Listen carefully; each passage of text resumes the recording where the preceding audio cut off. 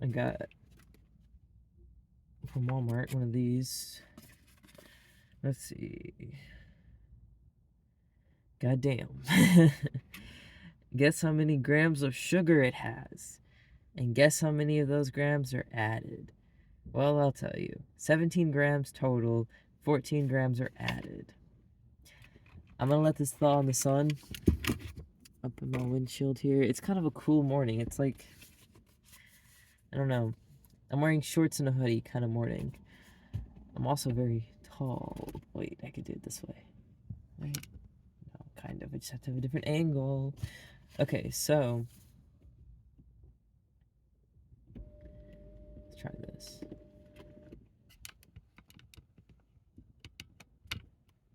No, I guess if I try. You know how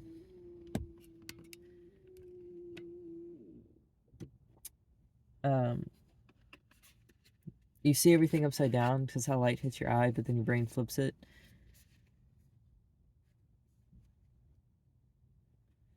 Isn't that like crazy?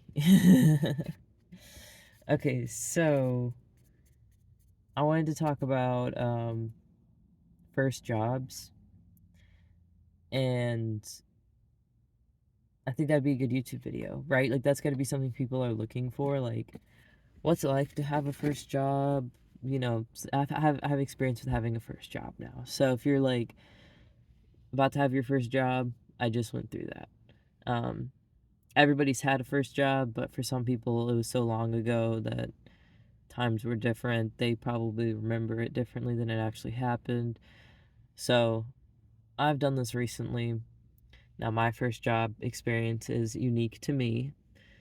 Um, Background on myself: I grew up always working, grew up on a farm. So when I started my first real job, I actually started working for my family's business.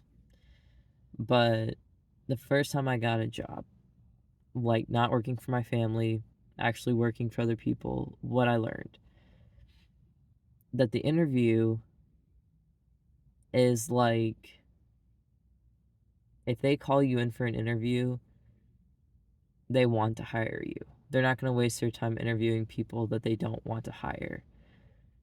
The next thing is, if they don't hire you, but you did get the interview, and this keeps happening over and over again, you keep having interviews, but you're not getting hired, there's something chronically happening that's like happening repetitively. Every time you try to get a job, there's something standing in the way. For me, it was my age. I wasn't old enough to sell cigarettes or alcohol, and a lot of jobs you have to be over a certain age just to do certain things, to work certain equipment, to wear whatever. So all these different jobs could not get hired on. So once I got old enough, finally got a job at a call center. But maybe it's something else. Maybe it's because maybe marijuana is legal in your state recreationally and medically, and it's not criminalized. You can go apply for a company, and if you fail a marijuana test and they have you, sign consent and stuff, you take a drug test and you fail that portion, they probably won't explicitly tell you, hey, we have an issue with this, because they know that since it's legal and all of that, that a lot of people are going to be doing it and they might see that as discrimination. So they'll just under the rug or behind the curtain, I mean, all the things in the room, I don't know. But so they just like behind the scenes are like, we're not going to hire you because we don't like this about you. Um in my state, in Arkansas, it is a right to work state, which means that an employer can deny you working for them without giving you a reason. They can also, and this is like the big one that you hear people when they talk about a right to work state, this is what they're actually talking about usually, is they use it interchangeably with this idea that they can fire you for any reason at any time, but they don't have to tell you the reason, and um they can just fire you. Like, so it wouldn't be like, hey, we're going to fire you because you're not performing well enough, because then the person could fire back with, well, I have this documented disability and that's why I'm not performing well enough. So if you fire me on those bases, then you're firing me because of my disability. Instead, we should acknowledge that I'm having these issues keeping up with production. Therefore, you have to put me into a different position because if you do fire me, take it to court. So, to get around that, Arkansas is a right to work state where they can just come in and say, hey, go home. And you can be like, why? And they're going to be like, if you continue to stay here, we're going to call the police for trespassing. And then if you're like, but, we've been working on this project, or like, I was expecting to have this job for a long time, or I've got kids, or whatever, they might give you some details of like, oh, the company's making cuts, or something like that. A lot of times, what they'll do is they won't just rely on that. It's very rare that they'll just straight up fire people. It does happen. But this might have already been thawed. I don't know. But now I think I'm just, I don't know. No, it's frozen solid. I'm dumb. I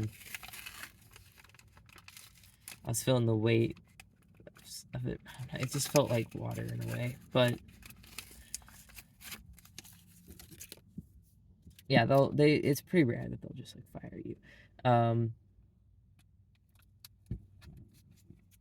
One of the things that took me a little time to learn, and then once I learned it, I realized that's actually really important, and I wish people would vocalize it because it's such a subtle thing, but also it's like one of the most important things. And that is, if somebody is not on the clock, they're not they don't work there. They're a stranger on the street. Now, I mean, they can be your friend, yeah, sure, whatever. That's not what I'm talking about. What I'm talking about is if they are not on the clock, don't come up and ask them questions. Even if they're your manager, your trainer, your supervisor, your work buddy that does the exact same job as you, the person that works with you but they work on the other side, so you are talking a lot all day or you work together all day but you have different positions. It does not matter who it is. If they're not working, don't ask them work questions. And a big thing is a lot of people are just nice. And so you will see somebody and you're like, hey, they'll know the answer to this question. You don't know their work schedule. Maybe you had the same work schedule at one time, but it's possible that they've changed. It's possible that, their break times are different now. Like, all kinds of things could have changed without you being told. So, even if you think, okay, that person's definitely working, you still want to verify. I mean, unless it's like completely obvious. They're at their desk on, you know, um, some sort of company email or something. You know what I mean? Like something like they're literally doing work. But if they're like walking away from their desk or if they're like not actively working, you don't know if they're working or not. So you ask them, hey, are you working? And sometimes they'll think you're being kind of silly. They'll be like, yeah, of course. We have the same breaks, remember? You'd be like, oh, yeah, yeah, of course. So I had this question. Because what you don't want to happen is you assume, hey, this person has to be, working. We work like the same schedule, we got the same breaks, we're not on break right now. I know they'll know the answer to this question. So you go up to them, you're like, hey, how do you blah, blah, blah? And they're like, oh, and they see it as now they're kind of obligated to help you. Like you're their friend, you've asked them a question, you need help, and they want to be helpful. They're a nice person. So even though they're on a break now, they'll spend 5 minutes of their break, of their 15-minute break, doing work, helping you, giving you an answer, right? So you don't want to do that. You don't want to be that guy. It's really awkward and it can kind of ruin a work relationship because that person just won't trust you anymore and they'll avoid you because like that's the guy that made me work on my break. Even if it's just like a subconscious thing, um, they'll probably just kind of avoid you. I mean, unless you're like already like close buddy friends or something, but if they don't really know you in the first place, like that's gonna scare them away. So always ask, are you on the clock?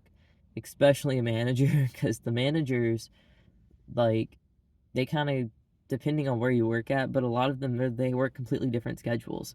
So you might have a manager at the beginning of the shift, and then 2 hours where there's not a manager, and then a manager comes in for the night. Or you might have them switch at the exact same time, so there's always a manager. Or it might be like you guys basically just work on your own, and then the manager comes every now and then, but they have their own job that they're doing. And we have different work environments, so they're all different. So you never know like if that person's on the clock or not. Um, so you ask them, "Hey, are you on the clock?" And like I said, unless it's completely obvious, just ask. I get it. Like if they're at their computer typing away, like yes, they are at work, they're doing work. But if they're up and walking around, um, you just don't know. So that's a big thing that I wish somebody would have vocalized to me and explained that to me, because there was a lot of situations where I would just go up to someone and ask them a question, and then I would find out later they were on their break or they just clocked out or something like that. Um, and then also going the other way, stand up for yourself. If somebody's like asking you questions and you're off the clock, you can just tell them.